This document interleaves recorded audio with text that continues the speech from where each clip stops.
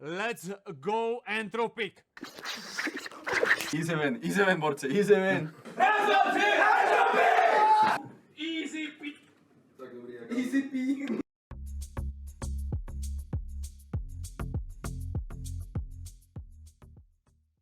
No, začal druhý týden bootcampu, teďka hrajeme Grunex, máme za sebou 2 hry, ještě nás čekají 2 nebo 3, nejsem si jistý, a pak jdeme na ESL Master Stage 2.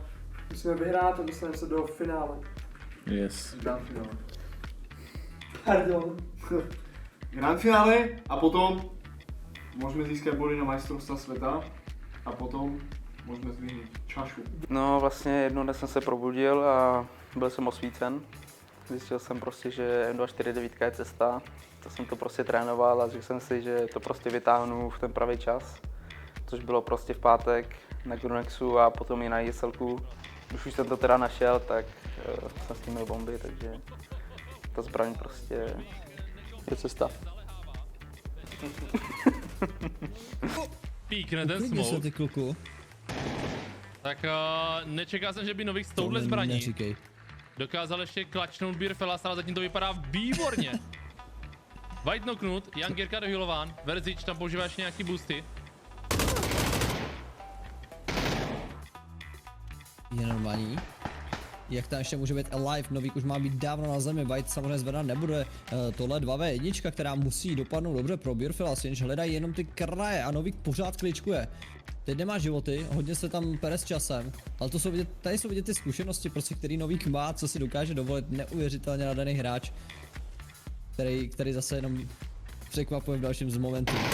Získává informace a nezískává kill, je to Novik, Novik to klačne! Naši kluci teď hrajou Grunex a pátá mapa se přijíždí z ESL. A aby nás nevyhodil organizátor, tak rozhodl, že já, Pistola a Analytik musíme odehrát poslední mapu.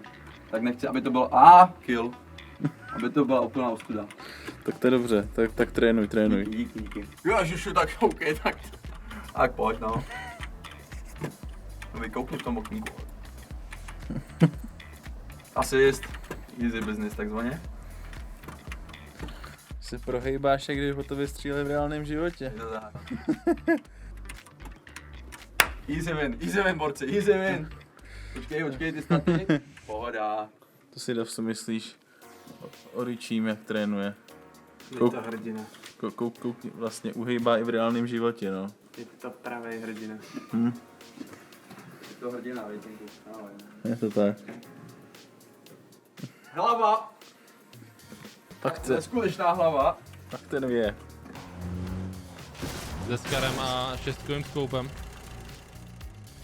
Kukuru taktéž přijíždí ve 4. Pistola tady M249 nahitovala Lukinkora a posílá tam ten nade. Avšak tam nade nenajde. Nikoho z týmu Kukuru. Cčková se stává Entropiku. O, tady krásný spray od Simika. Nokuje piškota. Tak tenhle pick Zipfireu bohužel nevyšel. Entropik, který vypadávají na 15. místě. ESL celkovo dopadlo asi dobré a vlastne goal bol umiestniť sa 1 až 10, pretože 1 až 10 týmy, ktoré boli vlastne umiestnené v rankingu, tak začínajú hrať tú stage 2, keby začínajú hrať tie prvé zápasy a tie týmy, ktoré sú 11 až 16, tak hrať ešte nebudú, musia počkať. Takže goal sme vlastne splnili, pretože sme boli štvrtí a prvý deň, ako ja som, poviem za seba individuálne, ja som mal lepší prvý deň. No, párkrát som sa ustrelil, 9 kg tam padlo. A pohodička. Ach, to je dobrý začátek. Let's go next. A zase chalani potom toto sa snažili nejako potiahať ten druhý deň a skončili sme overall asi celkom dobre. A ten practice, ktorý sme mali predtým, tak sme asi použili, myslím, dosť veľa vecí odtiaľ. A teraz vlastne budeme pokračovať v stage 2 s tým, že ešte nás čakajú tento týždeň nejaké skrimy a budeme hrať nový formát, čo je vlastne winner chicken dinner formát. A tam sa vlastne hraje na to, kto vyhraje zápas, takže je to viac pasívne a musíme trošku změnit aj náš playstyle kvůli tomu. Pokud vyhrajete jednu hru, máte prostě volno a jdete domů, takže snad urveme tu první hru. gól je vlastne vyhrať, no teraz ideálne v piatok, keby to náhodou v piatok nevyšlo, tak sobotu a potom vlastne, aby sme nehrali ten last chance formát vlastne, no, čo bude super formát. Takže ideme si pre Kura. Xelik se vrátil pro Ubaha.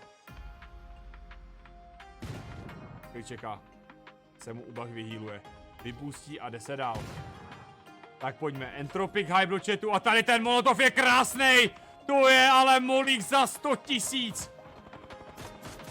Krásná práce, DA jsou venku, je tady top 4. Na 9 kilech, takže to nebylo žádný typický vysezení. A tady ten Hoki! Eza je v lobby, Nový dostává ten rosta, ještě to nesmíme zakřiknout. 3v3, nepustit, hlavně je nepustit. Asteris už se nám objevuje a Orgové už vybíhají na steč a granáty už tam padají. Forge a jeho teammate nahitováni cca na třetinu. Double tady má krásnou pozici. A kde je mise? Kde je ten solista? Ten už je tam dozad. Už to tam hoří. Těch utilik, co tam mají, Entropici je opravdu strašně a Double posílá na ten rosta. A navíc ten rost si vleze do toho molotovu, takže ten by mohl být upálen. Fleše a zóna už pomalu, ale jistě tlačí. Let's go Entropic. Že by to bylo hned v druhé hře, že by se neviděli naše kluky už postoupit do grand finále. Další nok, Forge je na zemi, Entropic na 10 kilech stále ve 4, Forge je upálen Novíkem a zóna už tlačí. 4v2v1, Double si dá agresivně pro ty killy. Vojta Ptáček. 1v2, Hoki nokuje, doráží ten rosta.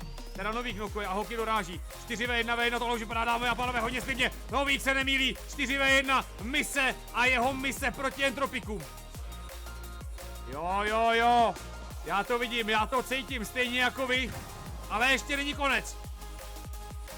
Hoki už ho vidí, už tam přichází ten spray, tlačí ho zóna, to bude dobrý, to bude pěkný a je to tam! Dámy a pánové, Entropik postupuje do grand finále, hned druhou hrou, 14 kg, 2506 damage, 8 asistů, easy peasy, lemon, squeezy Entropik. Let's go! Yes!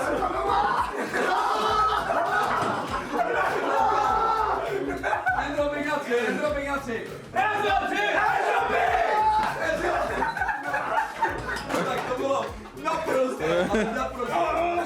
Tak co, Hoki?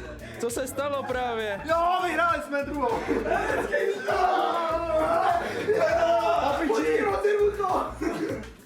Ale chtěli jsme vyhrát dneska rozhodně, jako chtěli jsme vyhrát už tu první hru, ale bohužel jsme to nechali až na tu druhou, ale máme volný víkend, no, takže pojedu někam na výlet s přítelkyní a pohodička. Vidíme se příští týden. Tak to je dobře. A co teda příští týden nás čeká? Příští týden nás čeká grand finále, myslím, že to je vlastně 18, budeme hrát v pátek, v sobotu a v neděli a jdeme se tohleto, jdeme vyhrát. Děkujeme za cast a děkujeme za hezký slovo. Mějte se.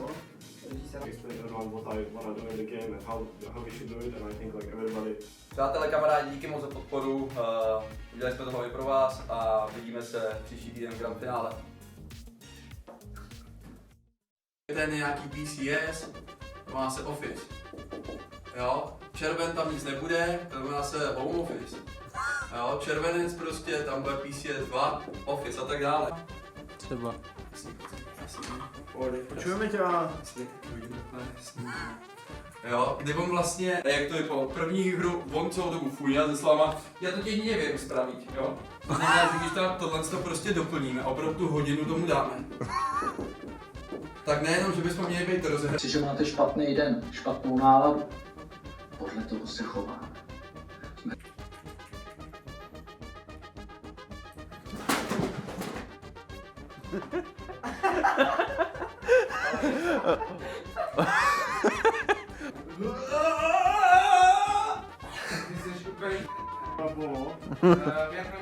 Easy pí. Tak dobrý. Easy pí.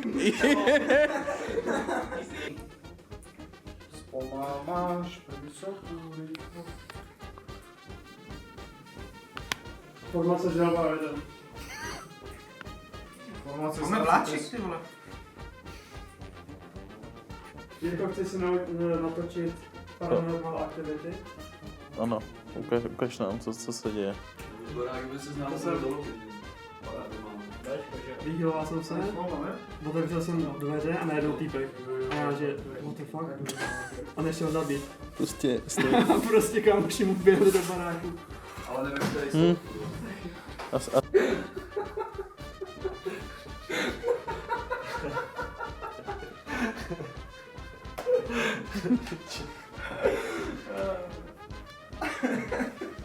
Co jste to tam dělali, ty vole?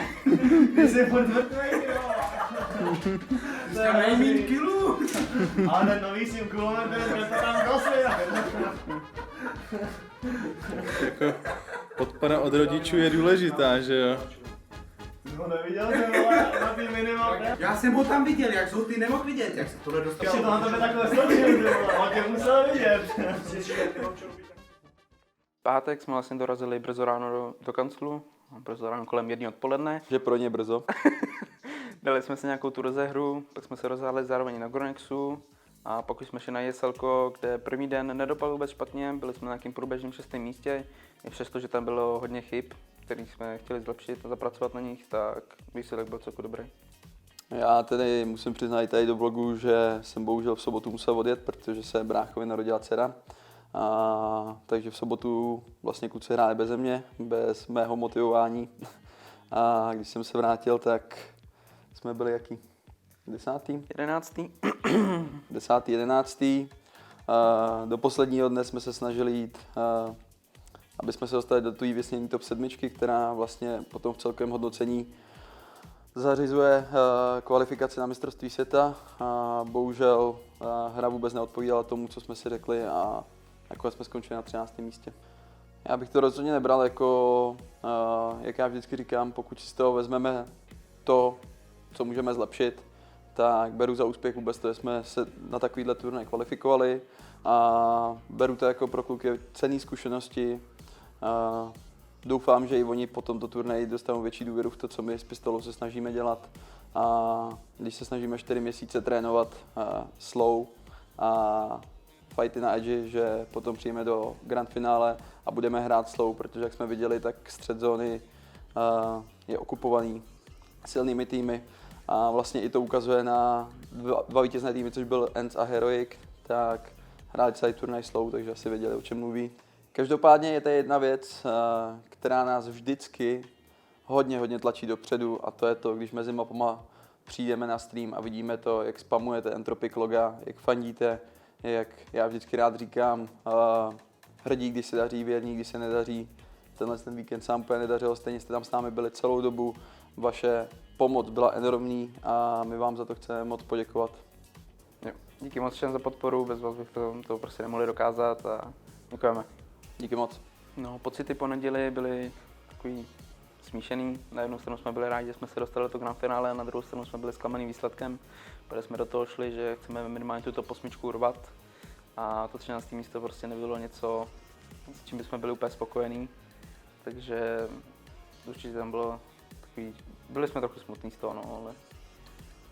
Je to prostě tak, že pokud nám to pomůže na dalším velkém turnaji, což bude PCS, tyto zkušenosti zužitkovat, tak já osobně nejsem zklamaný. Samozřejmě v tu dobu, v tu chvíli pocity byly takový, že ve svůj tým věřím a věřím, že prostě má být na to top 5, top 3 v Evropě. Takže samozřejmě top 13 nebylo úspěšný, ale jak říkám, věřím, že na PCS to zvedneme o parník a tu 5 tam dáme. Jak budeme teď trénovat, bude to vlastně, vrátíme se k tomu, co jsme trénovali celé jaro, což znamená, budeme to hrát pasivněji, budeme to hrát pomalu z edgeu, což jak jsme viděli, tak v grand finále takhle velkých turnajů je možná cesta a pokusíme se to natrénovat takovým způsobem, aby jsme byli 100% konfidentní s tímto herním stylem a na PCS nebudu prozrazovat, jestli ho využijeme, protože Face Clan umí česky, to vím. Tak, tohle to byl závěr našeho dvoudílného vlogu o počátcích full-time PUBG programu pro Team Entropic A my děkujeme za sledování, mějte se hezky, dejte like, odběr a zase u příštího dílu. Čus!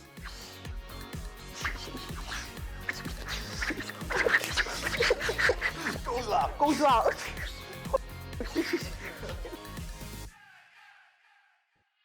rock with a rhythm.